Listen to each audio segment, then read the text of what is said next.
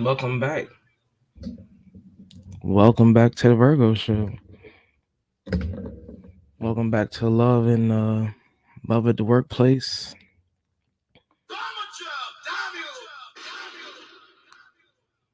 All gas, no brakes. We moving on. I'm Virgo Vine. Welcome back. This the Virgo Show. It's love in the workplace. We moving on. We are moving on. We are done with Jack. We're done with Mork and Mindy. We know how they got here, how they came to this conclusion, and all that good stuff. We're gonna put that on pause right now. We still talking about love at the workplace, but we gonna bring it to a different place. I don't want to leave nobody out. I don't want to discount Atlanta. See, when you move to Atlanta, you think you know where you're gonna work and all that good stuff, but you might just end up working, mm, doing some things you might not have thought you was gonna do. So I moved to Atlanta and I ended up doing pizza delivery, and I'm like, pizza delivery. Every time I ride past, since I moved there, they had a big sign outside of Papa John's talking about they looking for hiring for drivers. And I done worked 2 or 3 places, and I done looked for the job for quite a while.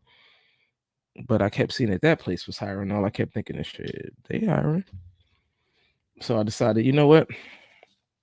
I'm gonna fill out the application and see what's going on. Cause no matter what, they looked like they was hiring, and it was right down the street from where I lived. And I thought to myself, shit, bet, because I heard where you work versus where you live make a big difference. So I figured it out. I ended up working there at Papa John's. I did delivery driving. I know it don't sound like the most respectable thing to do, but I made pretty good money.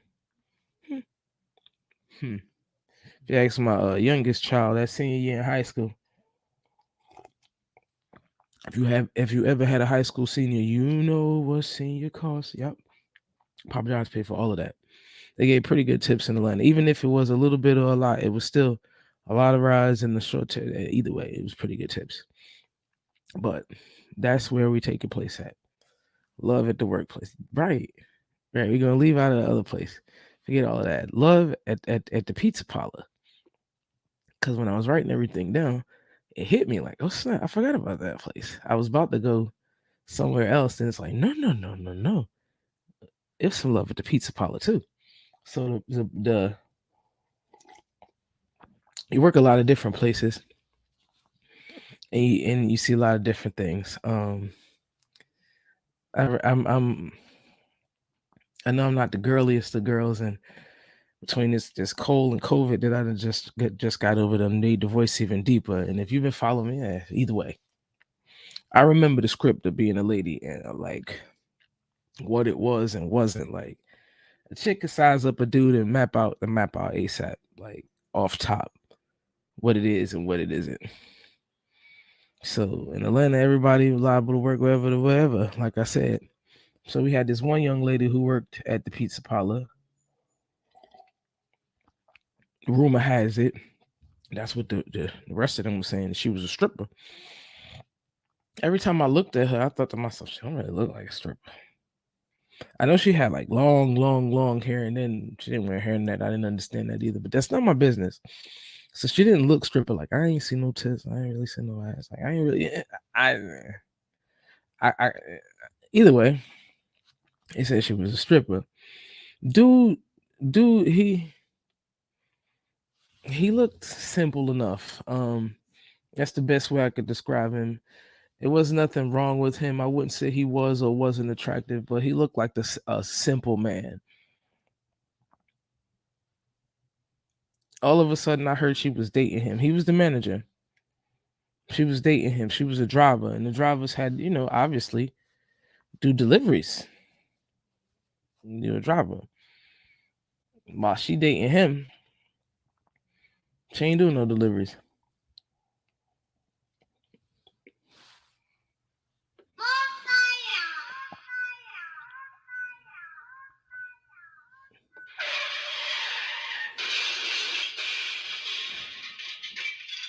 Wait a minute, listen.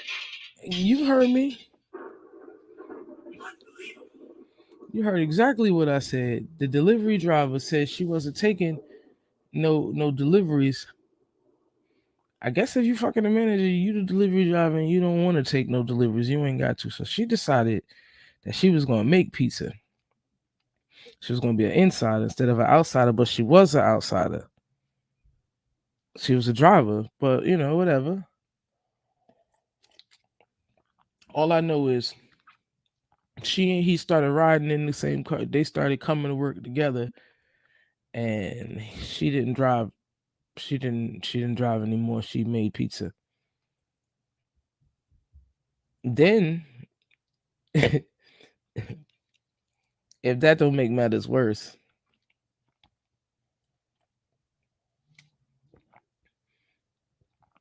then when the drivers is talking trash, like, yo, so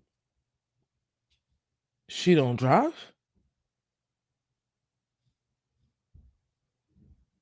Cause you know, mm-mm. So that was a problem. So now he gotta toughen up. He got to toughen up for the dudes. He gotta throw her out there like, yo, you gotta go. You gotta take this ride. You're a driver. You gotta go. He made her take the ride, but I guess so. She gonna trump him and let him know, like, no, nigga. She took his car. hmm She took his car. I'm gonna show you who boss is.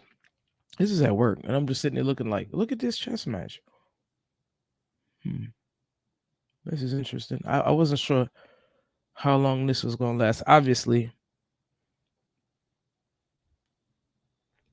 she didn't. He one of them had to go. She left, and he stayed. It makes the most sense. Love in the workplace at the pizza parlor. Punking him at the job, like, no. She told me, she was like, he is such a simple man. Like, he doesn't raise his voice. He doesn't get upset. She said he could be right and I'll snatch the pen out his hand and he'll just look at me like, why would you do that? At the workplace, I'm thinking to myself, she saw a dude coming. She did. She saw a dude coming.